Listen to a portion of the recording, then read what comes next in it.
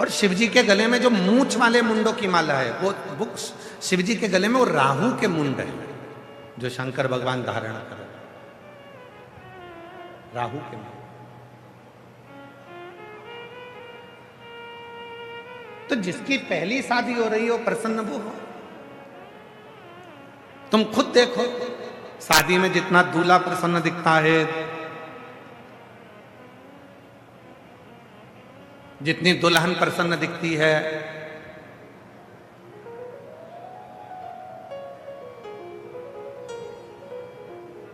उतना कोई प्रसन्न नहीं दिखता, क्योंकि सबको मालूम है विवाह होने के बाद में जो परिस्थिति का बोझा हमारे सिर पर आएगा, जो बोझ हमारे सिर पर आएगा उसको हमको झेलना पड़ेगा। और प्रसन्नता किस चीज के लिए? समर, समता के भाव, उसमें कोई भेद नहीं है, समता का। और जिसने अपनी जिंदगी को समता में जीना प्रारंभ कर लिया, दुख आया कोई बात नहीं, इतने समय सुख तो होगा, कोई बात नहीं, अच्छा आएगा, समय बदलेगा, आएगा। कितना सुंदर कहा, अग्नि पुराण में वर्णन आता है, स्वयं अग्नि पुराण में वर्णन करते हैं, सूर्य नारायण भगवान अपनी धर्म पत्नी संध्या से कहते हैं, संध्या सुन, पृथ्वी पर जितने भी तीर्थ हैं ये भक्ति भी देंगे और शक्ति भी देंगे। संध्या, पृथ्वी पर जितने तीर्थ हैं, आप वृंदावन जाइए, आप अयोध्या जाइए, आप जहां द्वारका जाइए, जगन्नाथ जाइए, आप केदार आप जहां जाना चाहो, बद्रीश जाइए, आप जहां मर्जी पड़े वहां जाओ और तीर्थों का दर्शन करो। दुनिया के जितने तीर्थ हैं भगवान सूर्य नारायण माता संध्या से कहते हैं ये भक्ति भी देते हैं और शक्ति भी देते हैं। इसलिए हमारे सनातन धर्म में कहा जाता है कि तीर्थ यात्रा जरूर करा करो, तीर्थ में जरूर जाया करो, वहां भक्ति भी मिलेगी और शक्ति भी मिलेगी। भक्ति और शक्ति ये दोनों मिलती है। पर सूर्य नारायण भगवान ने माता संध्या से कहा, संध्या दुनिया के जितने तीर्थ हैं ये भक्ति देते हैं, शक्ति देते हैं, पर दुनिया में शंकर भगवान के जितने ज्योतिर्लिंग हैं वो 12 ज्योतिर्लिंग दुनिया की तकदीर बदल देते हैं। ये 12 ज्योतिर्लिंग दुनिया की तकदीर बदलने वाले हैं। याद रखना, तीर्थ भक्ति देगा, शक्ति देगा, पर तुम्हारी तकदीर को बदलने की सामर्थ्यता यदि कहीं मिलेगी तो वो 12 ज्योतिर्लिंग में भगवान शंकर का जब तुम दर्शन करोगे। और कितने ज्योतिर्लिंग हैं? जम के बोलो जरा, जम के। 12। महीने कितने हैं? 12। क्यों 12 ज्योतिर्लिंग 12 महीने के लिए बनाए गए? भगवान शंकर का ये चरित्र स्वयं सूर्य नारायण भगवान अग्नि पुराण के अंतर्गत वर्णन करते हैं। सूर्य नारायण भगवान का उपदेश देते हुए संध्या से कहते हैं, संध्या ये 12 महीने के 12 ज्योतिर्लिंग बनाए गए हैं। तुम्हारा जो महीना बेकार चल रहा हो, जिस महीने में तुम टूट कर गिर चुके हो, उस महीने में एक ज्योतिर्लिंग में जाकर एक रात्रि का विश्राम कर कर, दर्शन कर कर, शिखर दर्शन कर कर अपने नक्षत्र को, अपने ग्रह को, अपने विचारों को बदल दो। ये 12 ज्योतिर्लिंग क्या करते हैं? भक्ति अपनी जगह, शक्ति अपनी जगह। ये 12 ज्योतिर्लिंग मनुष्य के समय को, मनुष्य की तकदीर को बदल कर रख देते हैं। अगर दुख है तो सुख का अनुभव वो करना प्रारंभ कर देता है, सुख का। और शिव महापुराण में एक बात कही, ये तो हो गई अग्नि पुराण की बात। शिव महापुराण के कुमार खंड में, शिव महापुराण के कुमार खंड में वर्णन करते हुए श्री वेद व्यास जी वर्णन करते हैं कि यदि संसार का मनुष्य 12 ज्योतिर्लिंग में दर्शन करने नहीं जा सकता तो अपने घर के नजदीक में जो शिवलिंग विराजमान है उस शिवलिंग पर जब वो जल चढ़ाना प्रारंभ करता है तो 12 ज्योतिर्लिंग के देव भी उसको स्वीकार कर कर उसका समय पलटना प्रारंभ कर देते हैं, उसका समय। और इसके प्रमाण शिव महापुराण वर्णन करते हैं। एक पत्र है, अच्छा है, देखिए।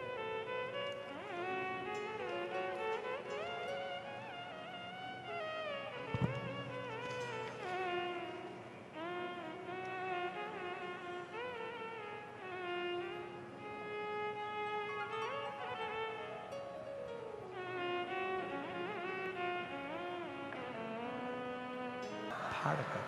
शिव कृपा करता, शंकर करुणा।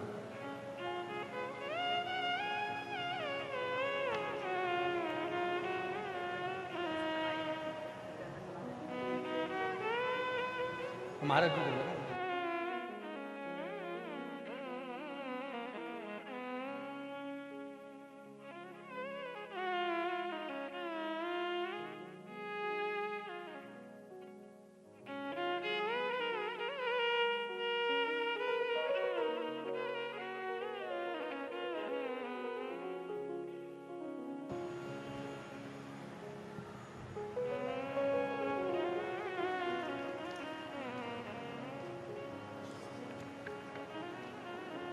जोरदार ताली बजाएं। बाबा की कृपा, शिव तत्व। एक लाइन और बड़ी सुंदर है।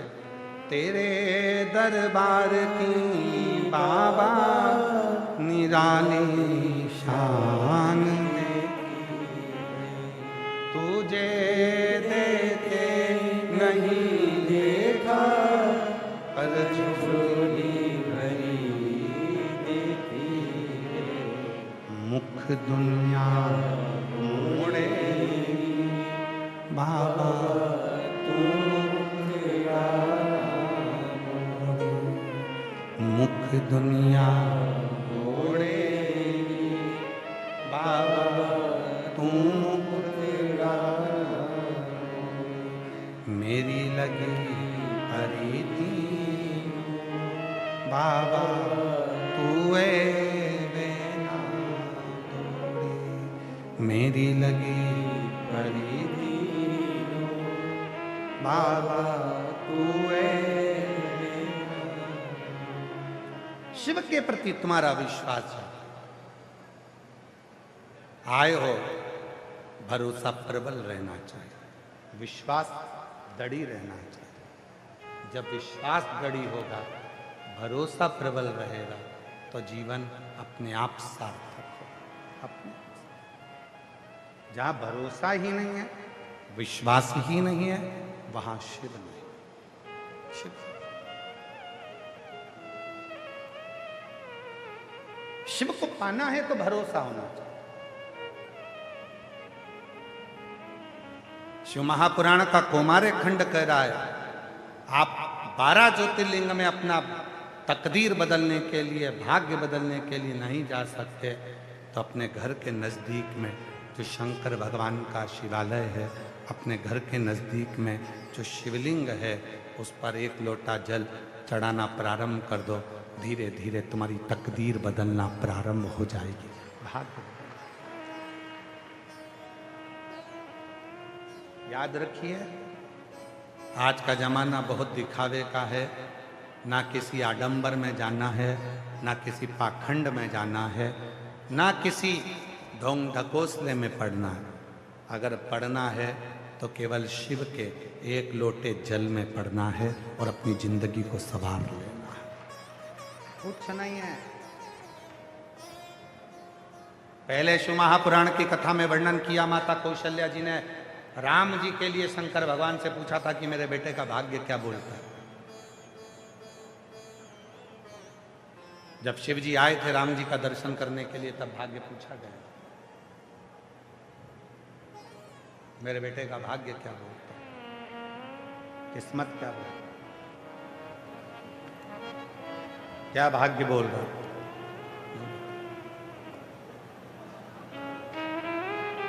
बताइए।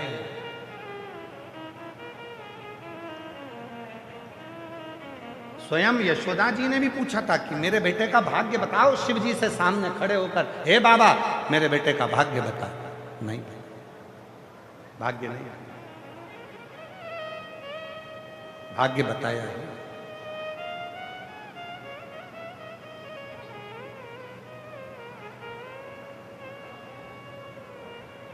भाग्य नहीं। शिव जी ने मना कर दिया कि मैं किसी का भाग्य नहीं बताता। पर आज के जमाने में,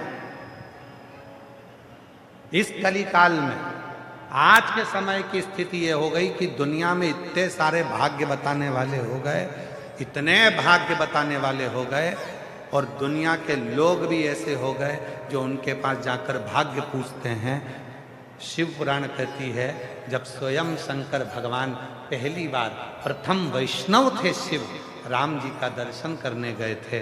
कौशल्या जी ने कहा था मेरे बेटे राम का भाग्य बताओ। शिव जी ने कह दिया मैं भाग्य नहीं बताता। यशोदा जी ने कहा मेरे कृष्ण का भाग्य बताओ।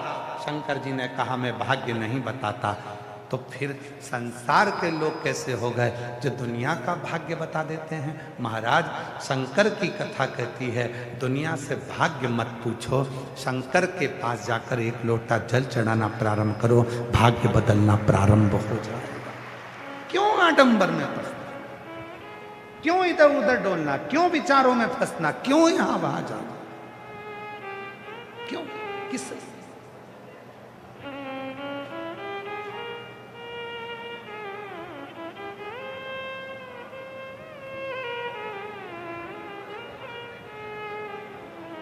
और अंत समय प्रभु आना पड़े। मेरी जीजियों को सबको याद है, जितनी मेरी भीलवाड़ा की बहनें बैठी हैं, जितने मेरे जीजा बेटे हैं, जितनी मेरी बेटियां, जितने बेटे, जितने मेरी बुजुर्ग माँ बाप बैठे हैं, सबको एक एक लाइन याद है। इसलिए केवल हम नहीं बोलेंगे, आप सबको साथ में बोलना। आप ये मत सोचो कि मैं, आपकी बात शिव तक पहुंचना चाहिए, इसलिए आपको बोलना।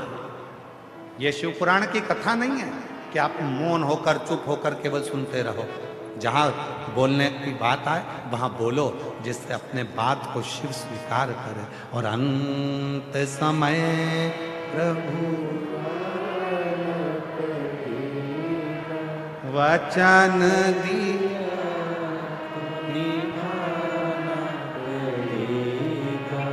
आए नाए प्रभु कुटुंब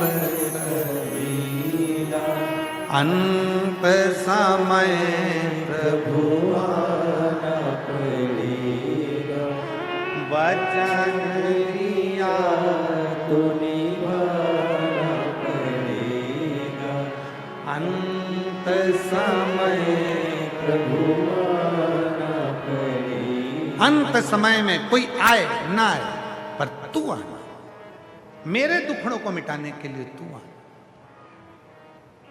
कोई दूसरा नहीं आएगा।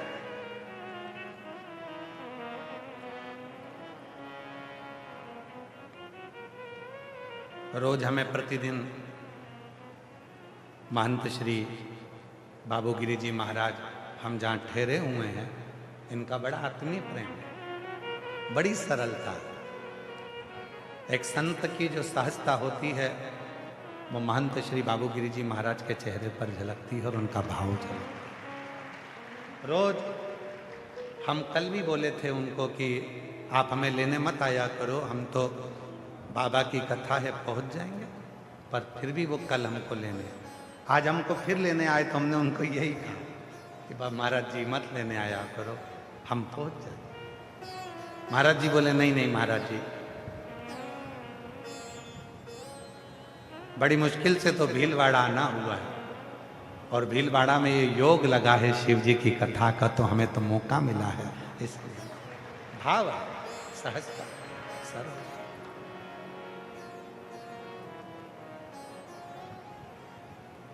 बस यही सरलता शिव के करीब में लेकर जाती है, यही सरलता शिव तत्व तक लेकर।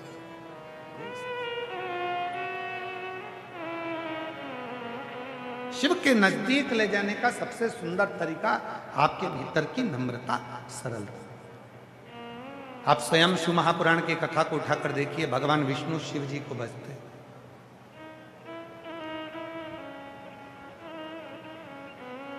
और एक बार भगवान ब्रह्मा जी के मन में संशय उत्पन्न हो गया,